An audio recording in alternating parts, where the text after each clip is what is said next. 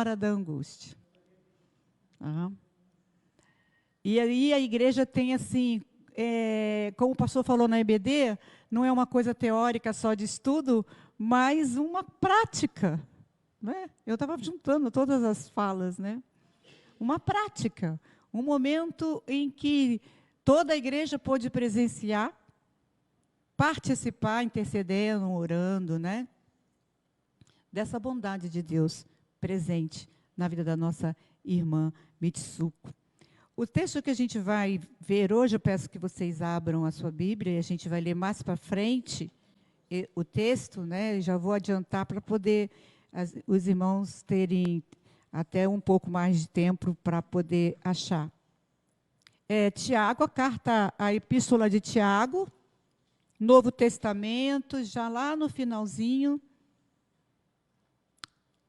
O capítulo 1 do Tiago, a gente vai estar conversando um pouquinho sobre o capítulo 1, a partir do verso 2 até o verso 4, mas um pouquinho mais lá para frente a gente vai estar falando sobre esse texto. Isso, para os irmãos poderem ter tempo. Tiago, capítulo 1, capítulo 1, versos de 2 a 4.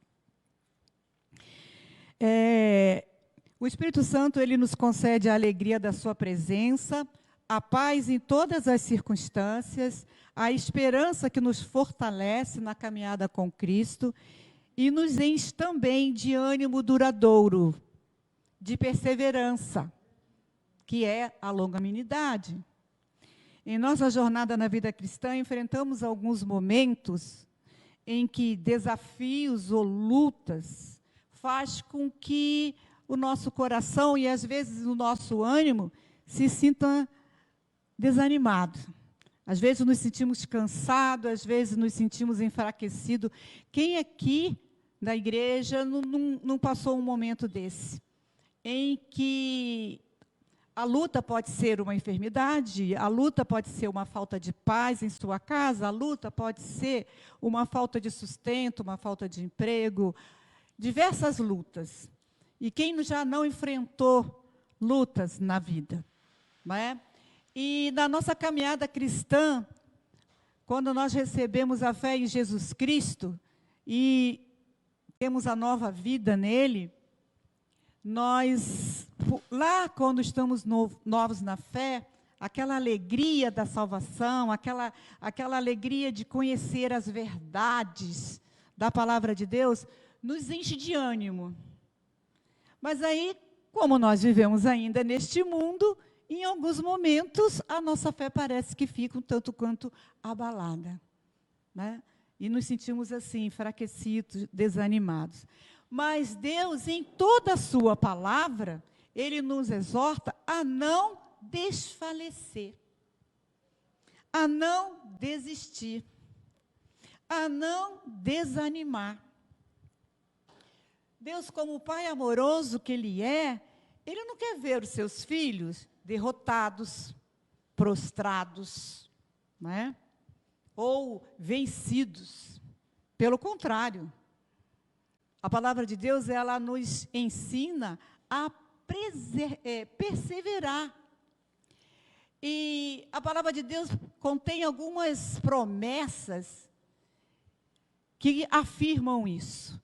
Uma delas é: eis que estarei convosco todos os dias, até a consumação do século. Isso já é uma promessa para que a gente não desista, não desanime, que a gente siga em frente. E tem outras promessas que a palavra de Deus nos aponta, né? Deus diz que Ele é o nosso socorro presente na hora da angústia. E se eu abrisse para a congregação agora, com certeza cada irmão lembraria de algum verso da Bíblia que em algum momento de desânimo fez com que você se sentisse fortalecido. E você conseguiu levantar sua cabeça e seguir em frente. Ser resiliente, usando o termo acadêmico, ser resiliente, seguir em frente. Bem, perseverar significa ter força e paciência para não desistir. Ser resiliente é ter a capacidade de recuperação após uma dificuldade.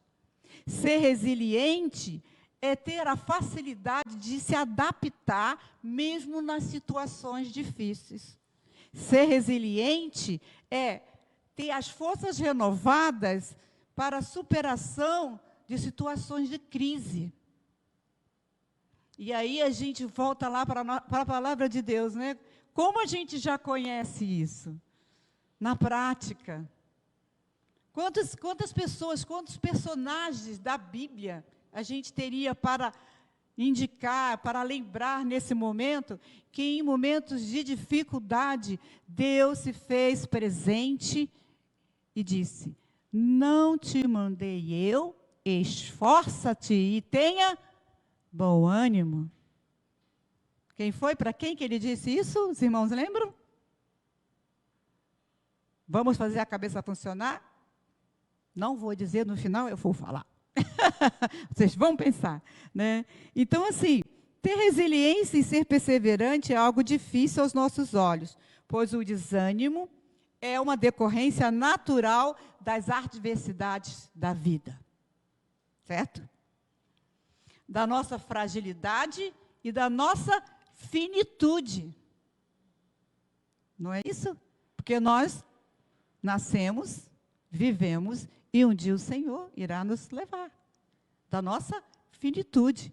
Então, o desânimo faz parte dessa natureza humana. E Deus reconhece isso. Que nós somos humanos, nós somos carne. Então, esses momentos de desânimo, esses momentos de se sentir fraco, Deus sabe que a gente tem esses momentos e Ele reconhece. Por quê? Lá no Salmo 139, ele diz no verso 13 que Ele formou o meu interior, que Ele teceu no ventre da minha mãe cada célula, cada pedaço. Então, o Senhor conhece a nossa humanidade. Ele sabe somos sujeitos a esse momento de desânimo. Mas, no entanto, Ele nos promete a livrar-nos deste momento, pois no mundo teremos aflições, mas Ele vai estar conosco. E o seu amor vai nos amparar o tempo inteiro. Nós cantamos que a bondade me seguirá, não é? Não foi? E o Salmo 23 diz o quê? E a tua bondade me seguirá todos os dias da minha vida. Mesmo no vale da sombra da morte, não temerei mal algum, porque tu estás comigo. Olha, essa promessa faz com que, apesar de nos sentirmos enfraquecidos, prosseguir, sabendo que Ele vai estar conosco. A boa mão de Deus que teve com você, sabe aquela situação lá no passado, que você conseguiu vencer? Porque a mão de Deus estava com você, Ele está hoje. E essa mesma mão vai estar amanhã, levando você um pouco mais à frente. Ele não nos promete tirar o desânimo, nos livrar dos problemas do dia a dia, né? Ele não promete isso. Mas Ele promete estar conosco, para que a gente tenha bom ânimo, para que a gente possa ter realmente essa força de continuar a nossa caminhada de fé. Então, lá no texto de Tiago, na epístola de Tiago, no capítulo 1, no verso 2, ao verso 4 diz: meus irmãos, considerem motivo de grande alegria o fato de passarem por diversas provações, pois vocês sabem que a prova da sua fé produz perseverança, e a perseverança deve ter ação completa, a fim de que vocês sejam maduros e íntegros, sem lhes faltar coisa alguma. Deixa o seu texto aberto, sua Bíblia aberta. Não feche. Olha só, logo no início, a chamada desse texto, Tiago diz assim: tende por motivo de toda alegria. Parece meio ter alegria no meio da crise, ter alegria, né, no meio das provações, ter alegria no meio da crise da enfermidade, da crise do desemprego, ter alegria na crise de perda de alguém. Como é isso? Como ter essa alegria, essa chamada para ter alegria logo no início do texto, humanamente falando, é contrária. É o que a gente chama de paradoxo. Como estar alegre no meio da tristeza, no meio da dor. Mas o que ele chama a gente aqui é que a gente possa desenvolver uma atitude que não é um pensamento positivo, mas é uma atitude de confiança de que Deus está sobre a nossa vida. Tende alegria, é um convite para você ter confiança de que a sua vida está nas preciosas mãos de Deus. E a gente aprende pela palavra que quer vivamos, quer morramos, somos do Senhor. Então dá para ter paz no meio da tribulação. E algumas das pessoas que não conhecem desse amor de Deus e desse Espírito Santo que nos consola, que nos ensina, que nos dá essa alegria, essa paz, mesmo no meio da dificuldade, olha e fala assim: nossa, mas você não deve estar pensando bem, a sua cabeça não deve estar boa. Como ter a alegria numa situação dessa? Mas é ter esse sentimento de confiança, de saber que, apesar de passar aflições, nós temos a certeza do amor de Deus sobre a nossa vida. E nós confiamos, nós sabemos em que em nós temos crido. E estamos certos que Ele é poderoso para guardar o nosso tesouro até o dia final. Que alegria ter tudo isso. Ter esse sentimento. Então dá para ter alegria. E ele segue, né? Mais adiante, ele fala, né? Considere motivo de grande alegria o fato de passarem por diversas provações. E aí, a gente pensa, né? Mas por eu ser do Senhor, Ele poderia me dar menos provações, né? A minha vida deveria ser diferente das provações do mundo. E aí acontece alguma coisa na nossa vida, como uma enfermidade grave, muitas vezes a gente duvida da bondade de Deus. E aí, alguns perdem a fé. Alguns, por alguma perda grande, que não consegue entender e questiona Deus. Se eu sou servo, se eu tenho praticado a tua palavra, se eu tenho vivido de acordo com aquilo que tu tens, por que acontece na minha família esse tipo de crise? Uma enfermidade, uma perda de alguém. Como se o sol só brilhasse para os bons, né? Mas a palavra diz que o sol brilha para o bom, para o ímpio, não é isso? E que as aflições também chegam na casa do justo. Mas a diferença é a certeza da companhia do Senhor. Aquele que não nos abandona. Aquele que não esquece. Aquele que recebe as nossas orações e súplicas. Aquele que tem a mão estendida para nos abençoar de acordo com a vontade dele. Então, o porquê das provações? Qual seria, então, a razão dessas provações? E o texto explica que Deus pretende que as provações provem a nossa fé e produzam perseverança espiritual. E aí, vamos pensar um pouquinho nas nossas próprias vidas. Quando é que você ora mais? Quando é que você lembra mais de orar? Né? O sorrisinho dos irmãos já diz tudo. Quando tem uma dificuldade ou uma provação. Não é isso? Eu acho que se Deus não nos desse provação ou dificuldade, tá difícil parar nessa correria do nosso dia a dia para orar ou para ler a palavra, né?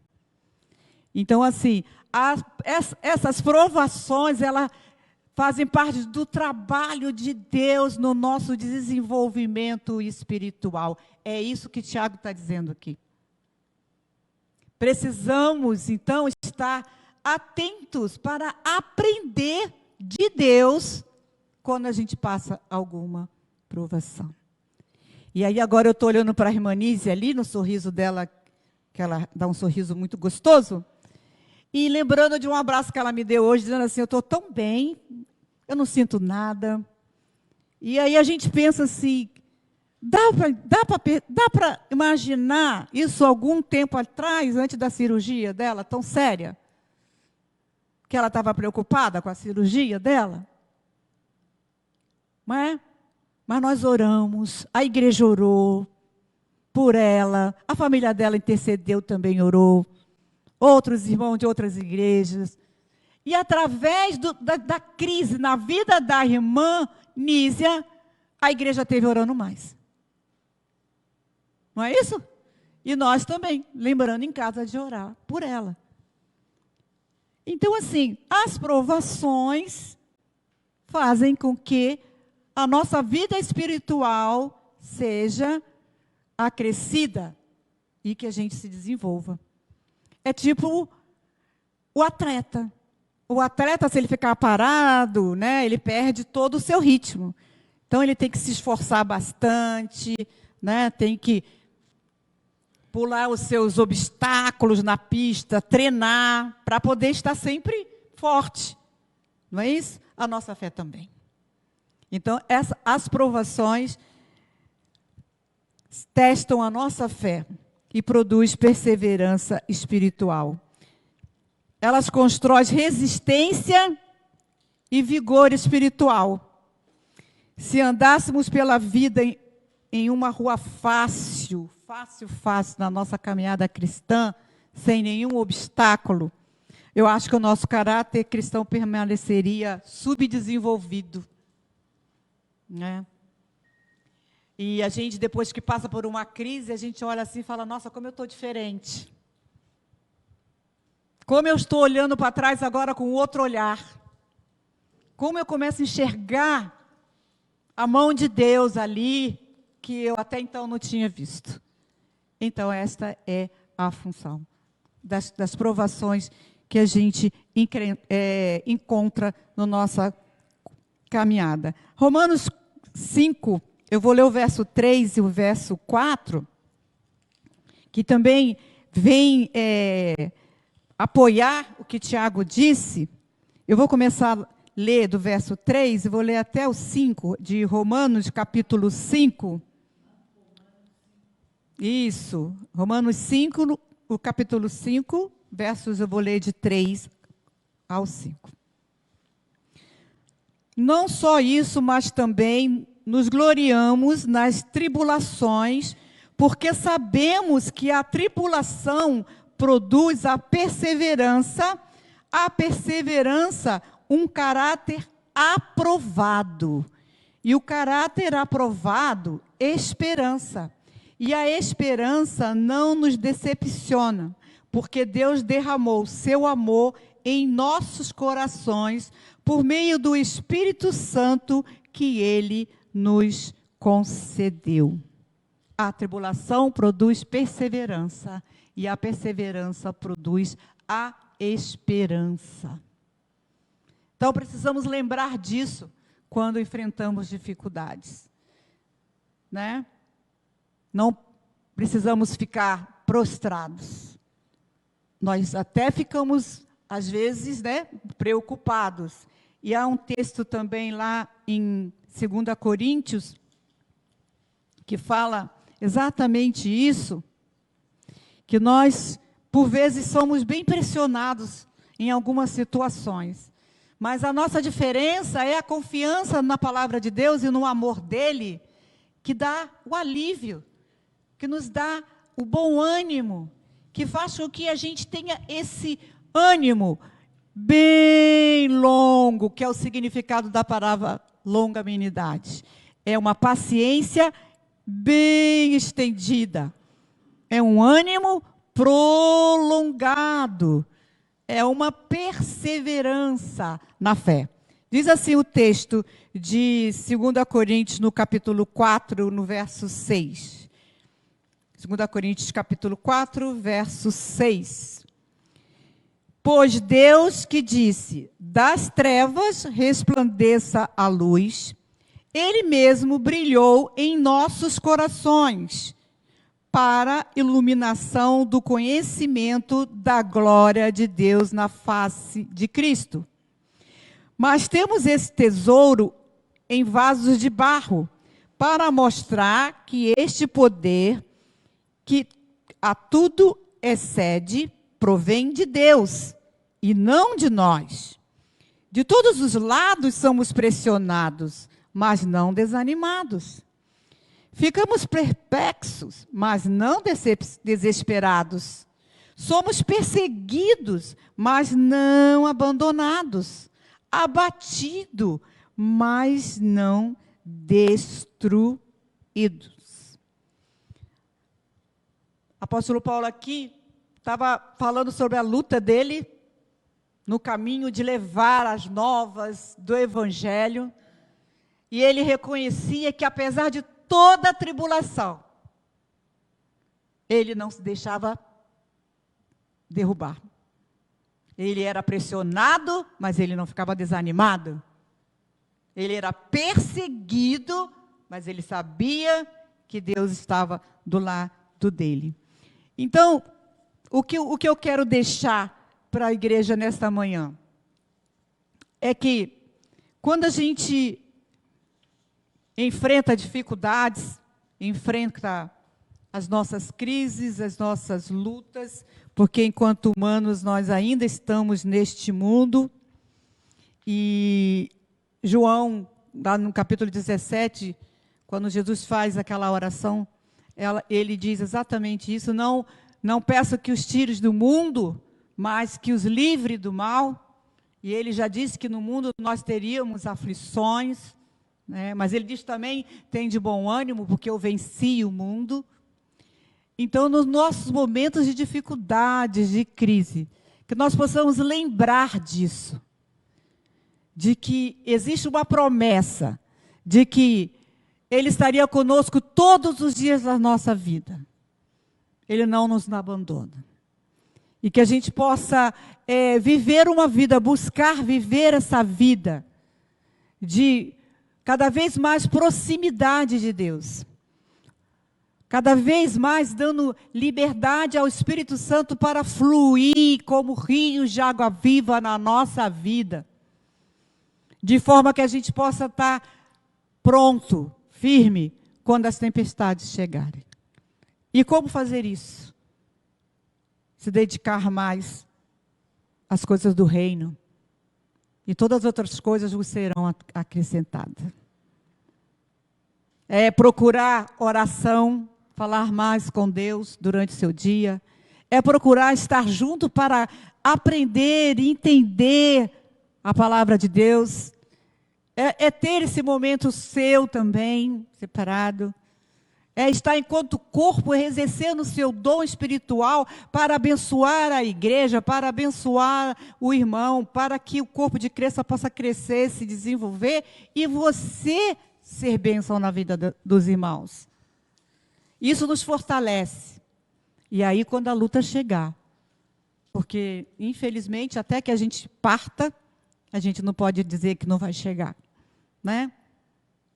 Você possa ter essa certeza de que eu sei em quem tenho crido, e estou bem certo que é poderoso para guardar o meu tesouro até o dia final. Amém? Que Deus abençoe os irmãos.